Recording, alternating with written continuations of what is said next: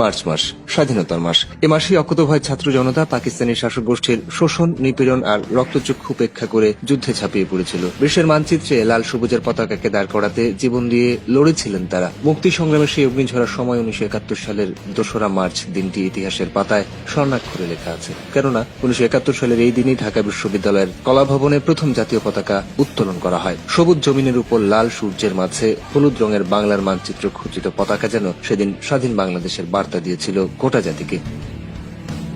1971 সালের 1 মার্চ পাকিস্তানের জাতীয় পরিষদের অধিবেশন স্থগিত ঘোষিত হওয়ায় পরদিন সকাল থেকে দল মত নির্বিশেষে সর্বস্তরের মানুষ ঢাকার রাজপথে অবস্থান নেয় এবং ঢাকা পরিণত হয় মিছিলের নগরীতে। পাকিস্তানি শাসক গোষ্ঠীর জুলুম, নিগ্রহ, শোষণ আর নিপীড়নের বিরুদ্ধে তৎকালীন ডাকসু নেতাদের উদ্যোগে আয়োজিত সমাবেশে নানা শ্রেণী পেশার মানুষ জড়ো হতে থাকেন ঢাকা বিশ্ববিদ্যালয় এলাকায়। বেলা 11টার দিকে ডাকসুর তৎকালীন ভিপি আসম আব্দুর রব যখন বক্তব্য রাখছিলেন, তখন নগর ছাত্রলীগ নেতা শেখ জাহিদ হোসেন একটি বাঁশের মাথায় পতাকা বেঁধে মিছিল নিয়ে মঞ্চের দিকে আসেন। এই পতাকা নিয়ে আসম আব্দুর রব ও ডাকসু নেতারা উত্তোলন করেন স্বাধীন বাংলাদেশের প্রথম পতাকা। অকুতোভয় ছাত্র সমাজ ও জনতা পাকিস্তানের রক্তচক্ষু উপেক্ষা করে জানিয়ে দেয়, বাঙালিরা মাথা নত করবে না।